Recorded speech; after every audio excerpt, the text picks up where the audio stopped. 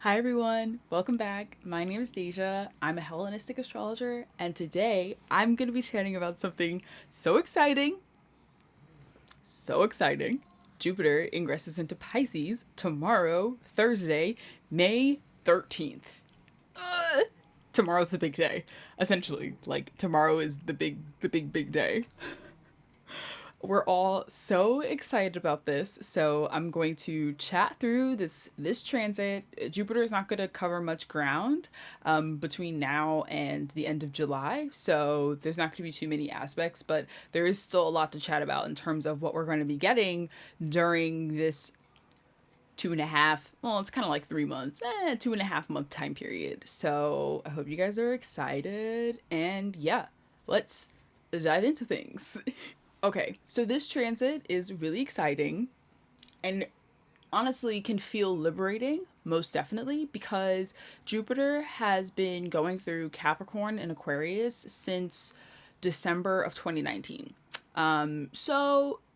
He's been transiting through two Saturn ruled signs, like back to back.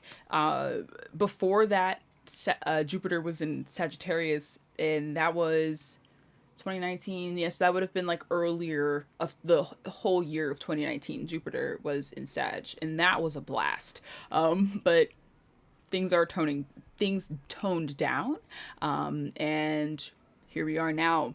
Our faith, our optimism, our beliefs, and all of those things that inspire us, and our ability to gather in large numbers and expand. Honestly, that has been restricted for the past year or so. Jupiter takes about a year to get through an entire sign. So, yeah, we're not completely done with Jupiter and Aquarius because Jupiter ingresses into Pisces May 13, and then will station retrograde on June 20, and then we'll start heading backwards towards Aquarius, and we'll ingress finally back into Aquarius and finish out that transit on July 26th. And then in December, Jupiter will formally ingress into Pisces, and we'll have Jupiter in Pisces for a few months, and then Jupiter will be in Aries. Anyway, that's far in advance, but so we're getting a peek or a preview rather into what potentially the energy could be like come 2022. I'm really excited about it, and I feel like it's Jupiter's a greater benefic. In traditional astrology, there's the lesser benefic is Venus, because her benevolence is about intimate connections, whereas Jupiter is about larger scale connection. So it's not so much of the fact that Jupiter is better than Venus, it's more so the fact that just like the mass of that connection is larger than Venus is. Same thing with if you compare like Mars and Saturn. Mars is like exerting force and energy right now, and it's like, and Saturn is like force and energy over the long term, or lots of force or lots of energy that usually manifests over the long term. Anywho, back to what we're talking about. So, with Jupiter being the greater benefic, there's going to be this energy of being able to create large environments that can facilitate growth to some extent. Jupiter is ingressing into a mutable water sign, Pisces. Pisces is all about tapping into your imagination. It's the second home of Jupiter. Jupiter also has domicile in Sagittarius, but Jupiter in Sag is like, let's let the fire and the passion burn in whatever direction it takes us in, and let's go. And it's about like going out and like showing off kind of that inspiration. Because I mean, fire puts on a show. Like it creates a change. It can be overwhelming because it's hot as well, but it hot things, it gets you moving. So fire like is like wah, but water is a little bit more adaptable and is interested in kind of pulling things in and letting them like seep in. And in Pisces, I always talk about the mutable signs being interested in finding cohesion, or in order to enhance the situation to some extent. This is especially true for Pisces. Pisces will find ways to make things connect that people on the outside don't necessarily understand how they connect, and they will find some form of connection between like the physical world and spirit, and kind of is a process of transcending both planes in a way. So Jupiter being in this sign is definitely kind of supporting that energy, and that can be done on a very large scale. We can definitely have experiences in which we're able to kind of spread out and to spread out our compassion and to connect with people on an emotional level, because Pisces is a water sign. So when I chatted about Mercury and Gemini, I was like, the air signs are about connection, but not emotional connection like the water signs. This emotional connection. So I posted this in my Instagram story. You should also follow me on Instagram because I like chatting about astrology more casually there, and on Twitter. Twitter is where I make jokes. At Deja the Jovian everywhere. Oh, okay. Something. I know I used to say like welcome to Queen Jupiter Astrology, and that was like my branding, but I've done some switches and I haven't really chatted about it that much, but I'm going to chat about it soon, so just bear with me. Anywho, so, yeah, follow me on all social platforms at Deja the Jovian. So, I've seen a lot of people have been telling me about, like, their travel plans. But their travel plans are not just, like, going to have, like, a vacation just for the sake of that experience.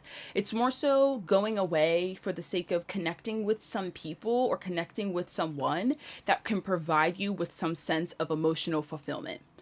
That's where Sag and Pisces is different. Sag is like, let's just experience things just for the sake of it, for the risk. Pisces is like, yeah, let's take that risk, but let's keep our emotions and our vibes and the feelings in check. We're tuning into that. That's what we're tapped into. So during these next couple of months, I definitely feel like, and even if you line it up to like vaccine rollouts, people are getting vaccinated. A lot of people where I live are getting vaccinated. A lot of people that I see online are getting vaccinated. The people who are like for the vaccination, I got vaccinated. And I feel like it's like really lining up with people having that process of getting their first shot, getting their second shot, and then having that like those 2 weeks to then be fully vaccinated. And then you're like, okay, I'm out. Let's go out. That's what I feel like we're seeing that right now. And it's really interesting to witness how this all played out. I was really curious to see like how this vaccine rollout was going to line up to just the astrology, generally just astrology. I feel like that's so interesting to me how this is all happening like right now. And we're entering into these 2 months, these 3 months of like reestablishing these connections with people on a large scale. It is like going far away somewhere and doing that connection, or it's like hanging out in a large crowd and being able to like feel really good about hanging out in that large crowd. So I think it's going to be cool. I think it's going to be great. Jupiter in Pisces is looking for large-scale cohesion and large-scale connection. So I think it's going to be great. And I feel like we're really going to be tapping into our vibes, tapping into our imagination, really trying to understand how we can really connect the physical realm to spirit, how we can combine these two in this really large way. Let's see what happens. Let's see what unfolds. But to every great thing, there is also some bad things that can come with this. And this has been on my mind for some time because I was going to record Jupiter and Pisces last week, but I like to wait until it's like about to happen so I can really get some insight and really feel out like how I'm feeling about it. And something that people have been bringing up on Twitter is the fact that this is a greater benefic ingressing into a house, or not a house. Well, yeah, it is ingressing into a sign and a house when you use whole sign house system, which is why I recommend it to people, because then you know, especially beginners, then you know, it's like, oh, Jupiter's ingressing into Pisces.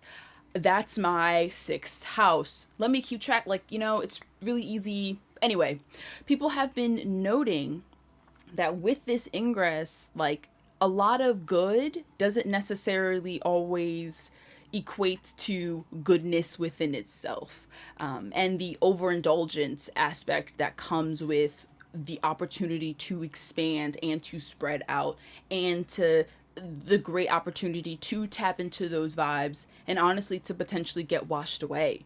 It's a water sign. And having a lot of water, Jupiter is the planet of bigness, expansion, growth on a large scale, and bigness. I always say this, Jupiter is the biggest planet in our solar system. Like, he's not messing around here. He's not messing around. So I think it's really important to also take heed to that and to note that I think it's going to feel great. I think it could really feel great. But something feeling great doesn't necessarily mean that it actually is great for you. Things feeling like you're in a dream and being in your imagination and in not on Earth seems really great because you're not on Earth. You're not rooted in reality. And so sometimes that can really it can slip people up. And I don't want everyone in the world to think that like, it's going to be terrible. I think we could narrow down the sorts of things that could make this Jupiter ingress a little bit more overwhelming rather than like comforting for some. So if you have a night chart, if your sun is below the ascendant and descendant axis in your birth chart, so if it's literally below your first and your seventh house, I'm going to put a picture right here. If your sun is down here, you have a night chart. Night charts in a night chart, the benefic of sect is Venus. Day charts, their benefic of sect is Jupiter, because during the day, like, Jupiter likes to have an audience. It likes to have people out and about so that Jupiter can like tell the world about whatever. But in a night chart, that energy of like being on a pulpit and like telling people about everything can get kind of annoying. Everybody just wants to relax and just like have some good wine with their friends. They don't really want to like interact and engage with that sort of energy. It may feel like it's too much. So if you have a night chart, I would keep your eye out for that. And it feeling like this Jupiter ingress it's too much goodness and it's hard to keep a handle of. It's hard to keep a grasp of. So that's one thing. Another thing, if you have Jupiter ingressing into a dark house, that being the 6th house, the 8th house, and the 12th house. So if you have Libra rising, Leo rising, or Aries rising, this could potentially bring a lot of those houses. It's going to bring a lot of whatever house Jupiter is ingressing into. It's going to bring a lot of that, or it's going to bring some sort of growth or upkick of that. And if you need to get some insight on the significations of the 12th house, you should sign up for my mailing list, because when you do, you'll be able to download a free astro cheat sheet. I always forget to like plug this in here, but I need to start doing it because it's actually really useful. I put like the signification of the 12 houses, and I give you all the glyphs of all the zodiac signs and the planets and the asteroids. It's really cute. So you should totally download that and sign up for my mailing list, because then I'll let you guys know when I like upload YouTube videos and stuff like that. And my friend Vincent, I actually just like brought him on to write lunation emails for everybody. So that's going to be really cute. And he just did one for the new moon in Taurus. Oh my God, by the way, that new moon in Taurus was the last lunation before the next eclipse. So eclipse season is approaching, slowly but surely. When the sun ingresses into Gemini next Thursday, I consider us to be in eclipse season. Anywho, sign up for my mailing list, download the astro cheat sheet to get insight on all of the 12 houses so that you know exactly what area of life, what significations, what things this Jupiter ingress could be impacting. But back to the Libra rising, Leo rising, and Aries risings. Jupiter ingressing into these dark houses could bring an upkick of that darkness. The 6th house is the house of labor and work and things that you have to stay on top of that you may not necessarily like share, or it's not like things that people are like aware of. It's kind of like that background work that's supporting everything in a way. And it's problems that you can't see. And it's also injury and illness, physical problems. So Jupiter ingressing into Pisces in the 6th house for Libra risings could bring like things of like those things, lots of those things. Maybe you have to do a lot more work. And it's like, if you do all this work, you'll get a raise. Or if you do all this work, you'll be able to do XYZ. You know? Some idea that it's going to be greater than what it feels like. Jupiter ingress, or it like the outcome of it will be great, but the experience of it may not necessarily be great, and the outcome may not necessarily be great within itself, but I feel like there may be a facade that it is great. And I feel like that's where that idealism comes in. And then with Leo risings, Jupiter would ingress into your 8th house, and that's the house of debts and taxes and loans and support that you need from other people. So if you have a day chart, Jupiter ingressing into the 8th, if you need to borrow money from somebody, that may be a great time. But if you have a night chart and Jupiter's ingressing into your 8th house, and I know I'm like merging a lot here, but try to bear with me. I'm sorry if it's a lot, but I just really want to let people know and give people really specific things. If you have a night chart and Jupiter's ingressing into this 8th house, it may bring a lot of taxes or a lot of debts. There's a huge accumulation. And once again, in that moment, it's like, oh yes, like people are like, here, take my money, take my money.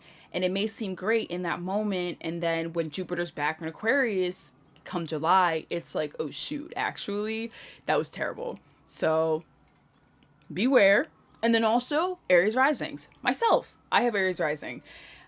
I'm like excited about it, but I'm also like, about it. I'm personally excited about it for some other reasons. Jupiter's my time lord, whatever. But I'm like, because Jupiter's going to be ingressing into our 12th house. And the 12th house is also about seclusion and isolation, and retreat. So I'm hoping it's like retreat and not like retreat. Like, I don't know. But once again, I have a day chart, so it may be retreat for me. But for people out there with night charts, it may be like you're just alone a lot. And maybe you're really in your imagination and you're really in this alternative realm for this time period. And maybe that's really great. Like, honestly, truthfully, natal astrology, the astrology that I'm practicing and that I'm talking about, has so much nuance because we're living things. Like, we're living beings. We're humans. So how we are interacting with our lives, how we're moving through things, isn't necessarily going to be as clear cut and as like, this, if this happens, this will be like this. That's, you find those like really technical, straight to the rule book sort of things when you interact with like horary and electional astrology. Those are very, very technical and really, really fun if you want to get down. Not fun. It's like they're really powerful, but it's amazing if you really want to get down the basics of like understanding dignity and debility. Something else that I think is important. Neptune is in Pisces. Jupiter is ingressing into Pisces. And yes, they're going to be very far away from each other. They're both going to be in the same sign. They're both going to be in the same house. So using whole sign house system. So their co-presence is definitely going to be meaningful. And that's why I'm like, be wary of the idealism and of the imaginary and of those really, really good, like, foggy vibes. Neptune can really overwhelm things and really make it really, like, takes up that overwhelming feeling. Remember that, like, the fog, the mist, not really knowing what's there. And that can be really great for, like, tapping into spirit and tapping into the divine and maybe even creating art and those sorts of things, because you're interacting with and engaging with energy that is in another plane in a really interesting way. Like, imagination, does that exist here on Earth? I don't know, but that's a whole, theorizing thing, a whole rabbit hole that you can go down. But nonetheless, I still feel like this is important because it's just going to be really moist and wet. I'm sorry, that's annoying, but like it's going to be, and it's going to get slippery. So just, be mindful, try to like keep yourself grounded. When you feel yourself like going out there and maybe you're like really seeping out too far, take time to pull yourself back together, take time to establish roots, and to kind of just plant your feet on the ground and to remind yourself that like this world exists on a physical plane as well, not just up here. Or not, it's not really up here. That's more like air, not just like not here. So, night chart people, keep your eye out. Aries, Libra, Leo risings, keep your eye out.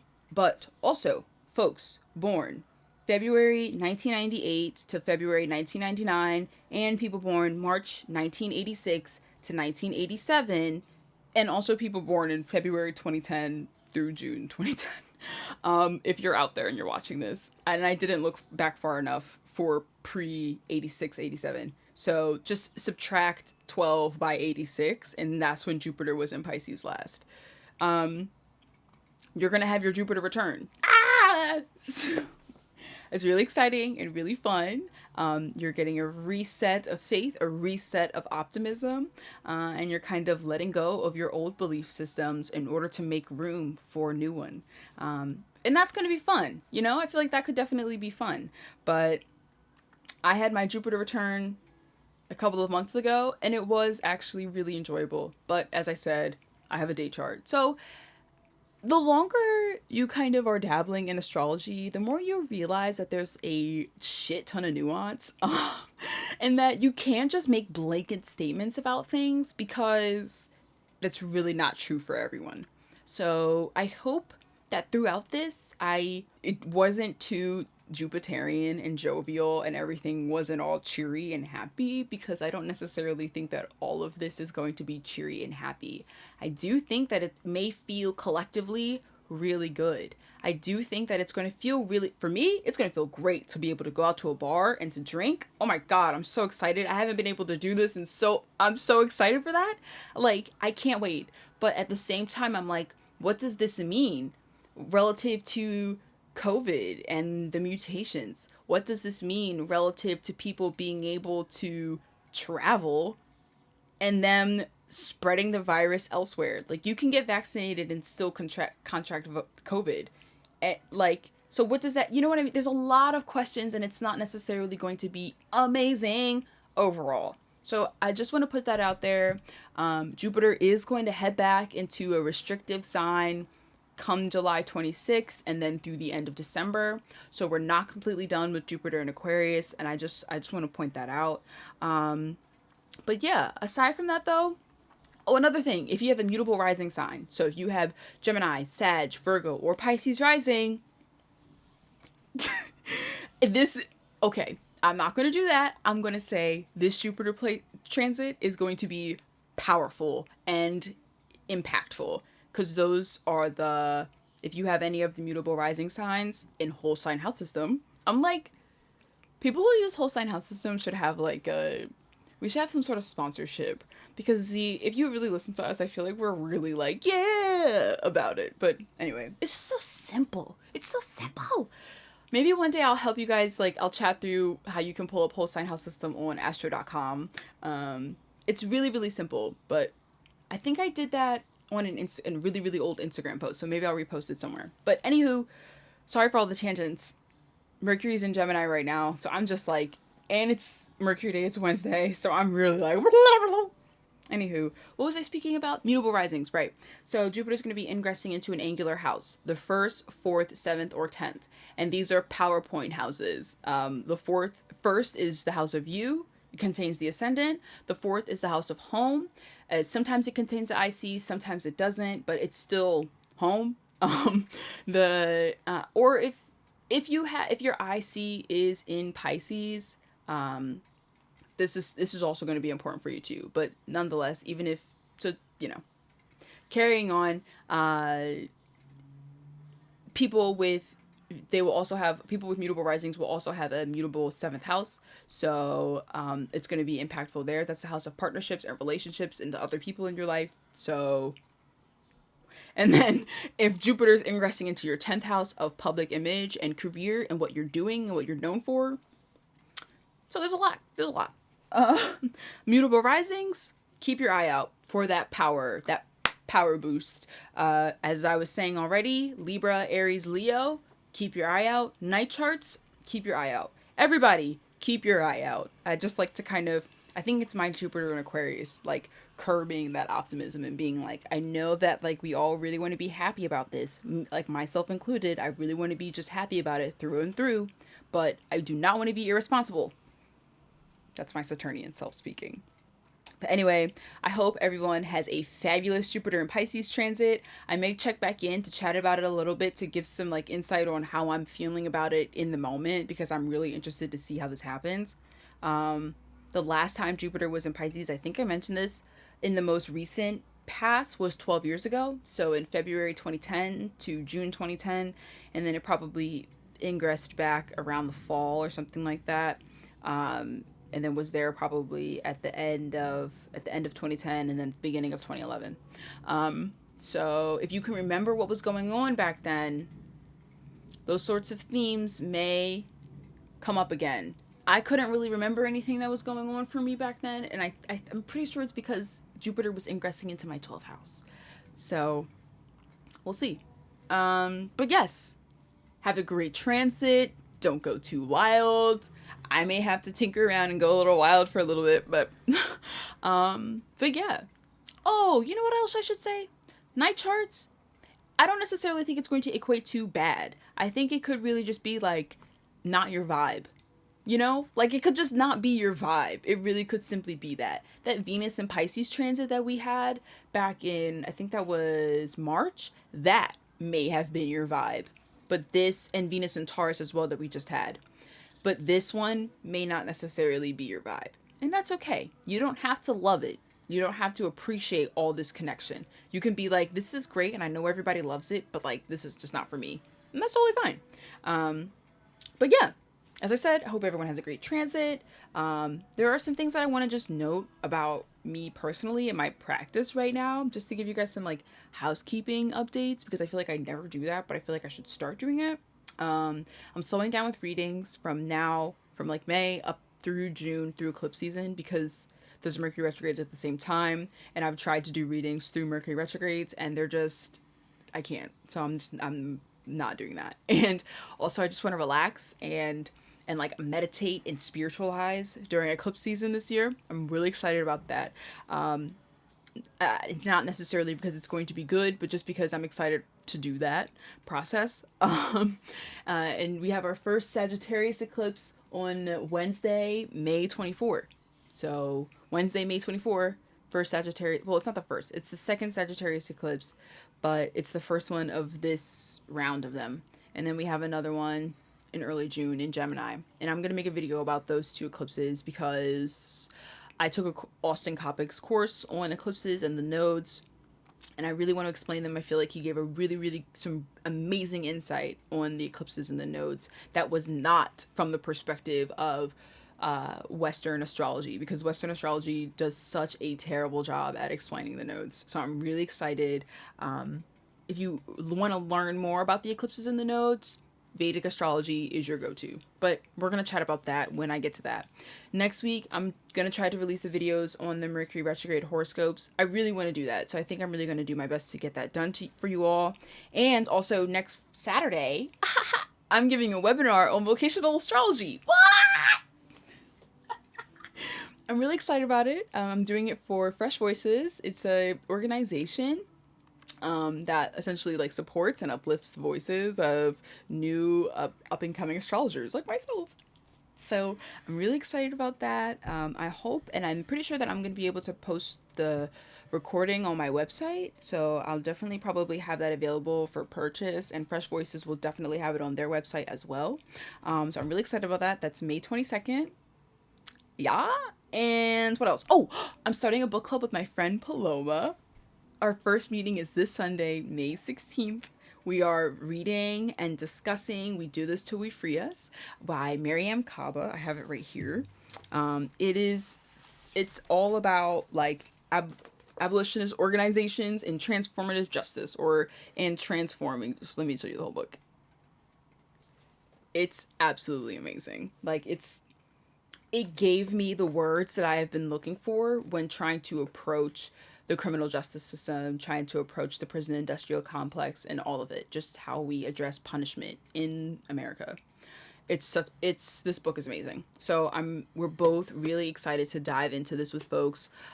You don't have to purchase it. We have the download, so you don't have to worry about that, and you don't have to read the whole thing. We're going to take it bit by bit, and if you don't want to read it at all, that's no problem. It's just it's such a fabulous read. It's such a fabulous book, especially coming off of everything that we've been experiencing. I mean, since the founding of America, but that I currently am seeing again as a young black woman in America, and interacting with police brutality, not personally, but witnessing it. And finally feeling like I have a text that fully addresses how I feel like we should approach transforming how we approach justice. So it's Miriam Kaba is brilliant. Anyway, I think that's it. Yeah, you can still sign up for that. Still sign up. I have the link in my bio on like my social media things. Maybe I'll put it in the description below. But yes, okay. I hope everyone has a great week, and I'll touch base soon. I guess you should like and subscribe and turn on the notification bells, because I actually feel like that would help a lot more, because I'm not like I'm posting every Tuesday at this time type of person. I can't do that. So just turn on the notification bell and you'll know when I post. Okay. Bye.